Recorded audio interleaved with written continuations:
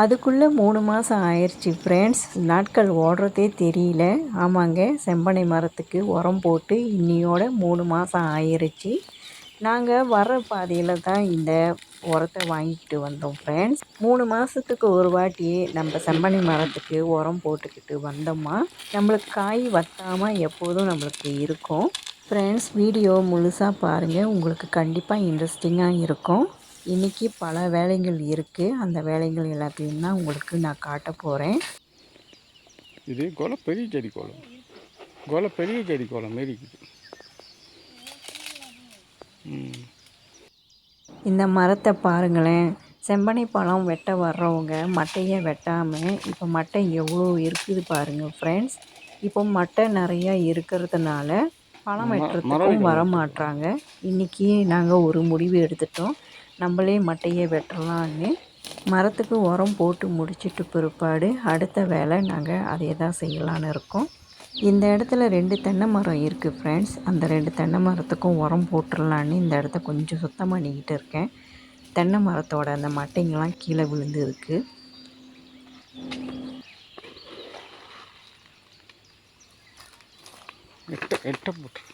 எட்ட போட்டு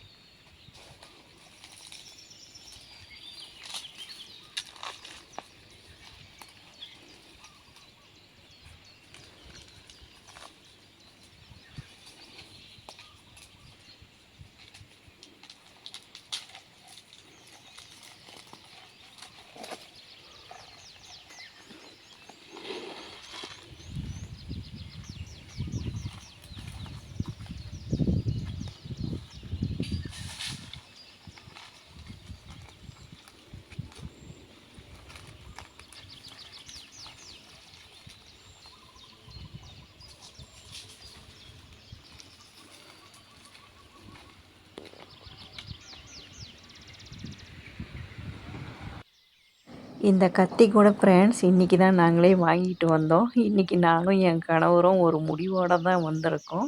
பரவாயில்ல, நம்மளே இந்த நிலத்துல உள்ள மட்டைகள் எல்லாத்தையும் நம்மளே வெட்டி சுத்தம் பண்ணுவோன்னு என் கணவர் களத்தில் இறங்கிட்டாங்க. ரொம்ப நாளைக்கு அப்புறம் என் கணவர் மறுபடியும் இந்த மட்டைலாம் வெட்டுறதுக்கு அவர் ஆரம்பித்த உடனே அவருக்கு ரொம்ப ஆர்வமாக ஆயிடுச்சு ஃப்ரெண்ட்ஸ். அந்த ஆர்வத்தில் நாங்கள் நிற்கிறோன்னு கூட தெரியாமல் வெட்டுறாரு. மட்டை நல்ல காலம் என் மேலே வரும்னு சாதாரணமாக இந்த மட்டையை எல்லாருனாலையும் வெட்ட முடியாது ஃப்ரெண்ட்ஸ். இதுக்கு நல்லா அனுபவம் இருந்தால் மட்டும்தான் நம்மளால் வெட்ட முடியும். ஒவ்வொரு மரமும் பாருங்கள் ஃப்ரெண்ட்ஸ், எவ்வளோ மட்டை இருக்குதுன்னு. என் கணவர் மட்டையெல்லாம் வெட்டி போட்டுட்டாரு. இப்போ நானும் என் கணவரும் சேர்ந்து மட்டைங்கள் எல்லாத்தையும் ஒரு பக்கமாக எடுத்து போடுறோம். இல்லைன்னா அந்த இடத்துல நம்ம நடக்கவே முடியாது ஃப்ரெண்ட்ஸ். என் கணவருக்கு பின்னாடி ஒரு செம்பனை மரம் இருக்குது பாருங்கள் ஃப்ரெண்ட்ஸ். அது அந்த மரத்தை நாங்கள் இன்னும் மட்டையை வெட்டலை. அதை அடுத்த வாட்டி பார்த்துக்கலான்னு விட்டாச்சு. ஏன்னா அது அடியிலேருந்தே வெட்டாமையே விட்டுருக்காங்க. அது வேலை கொஞ்சம் கூட. அதனால் அடுத்த வாட்டி நம்ம பார்த்துப்போன்னு என் கணவர் சொல்லிட்டாரு.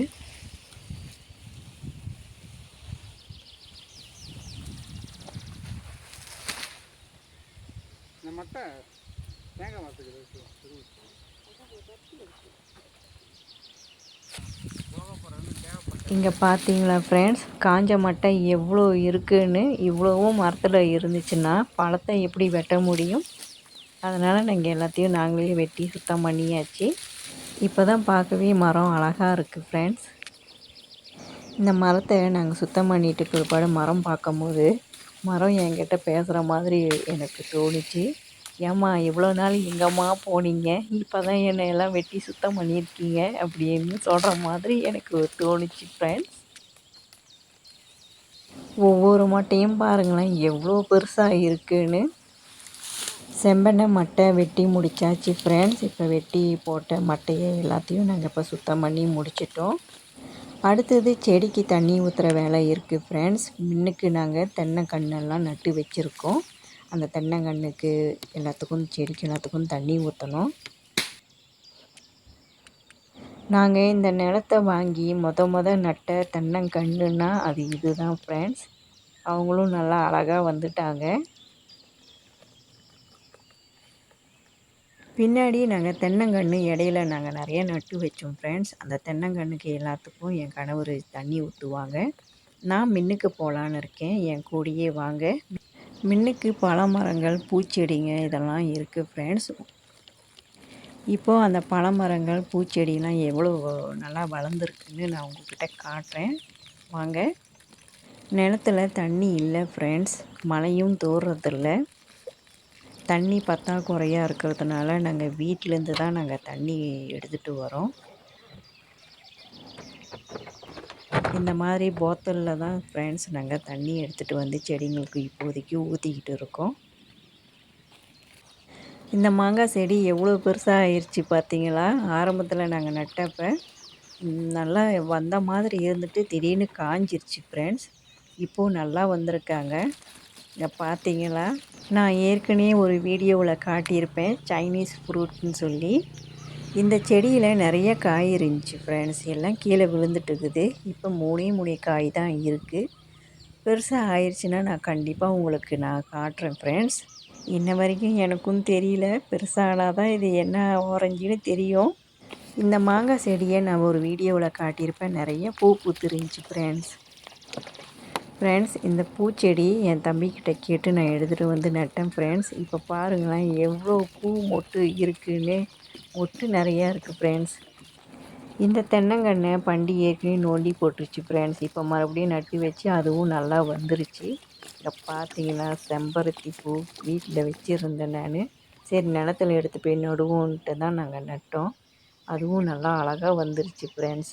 இப்போ பார்த்தீங்களா என்ன அழகாக இருக்குது பிங்க் கலரில். இப்போ தான் நானே ஒன்று கவனித்தேன் ஃப்ரெண்ட்ஸ். இங்கே பாருங்களேன் பின்னாடி வெள்ளை கலரும் பிங்க்கும் சேர்ந்து கலரு பார்க்கவே அவ்வளோ அழகாக இருக்குது ஃப்ரெண்ட்ஸ். இப்போது கொஞ்ச நாளாக லீமா கஸ்தூரி பறிக்கிறதே இல்லை ஃப்ரெண்ட்ஸ். நிலத்துல செடி நடுறது மற்ற வேலைகள்லாம் இருக்கிறதுனால அதுலேயே டைம் ஓடிடும், இருட்டாயிரும். அப்புறம் எங்கே பறிக்கிறதுன்ட்டுன்னு நான் போயிடுவேன் வீட்டுக்கு. இன்றைக்கி எப்படியும் பறிச்சியே ஆகணுன்ட்டுன்னு நிலத்து உள்ள வேலைகள் எல்லாத்தையும் முடிச்சுட்டு நான் மின்னுக்கு வந்துட்டேன். என் கணவர் நிலத்துல உள்ள காட்டு பிள்ளைங்களுக்கு எல்லாத்துக்கும் மருந்து அடிச்சுக்கிட்டு இருக்காங்க. இங்கே பார்த்தீங்களா லீமா கஸ்தூரி எவ்வளோ பெருசாக இருக்குது பாருங்களேன். லீமா கஸ்தூரி ஜூஸ் குடிச்சிருக்கீங்களா ஃப்ரெண்ட்ஸ்? அதுவும் பழுத்த பழத்தில் குடிச்சிருக்கீங்களா? குடிச்சு பாருங்கள், அவ்வளோ சூப்பராக இருக்கும். அதுவும் பழுத்த பழம் இன்னும் நல்லா வாசமாகவும் இருக்கும் ஃப்ரெண்ட்ஸ். வெயில் நேரத்தில் குடிக்கிறதுக்கு அவ்வளோ இதமாக இருக்கும்.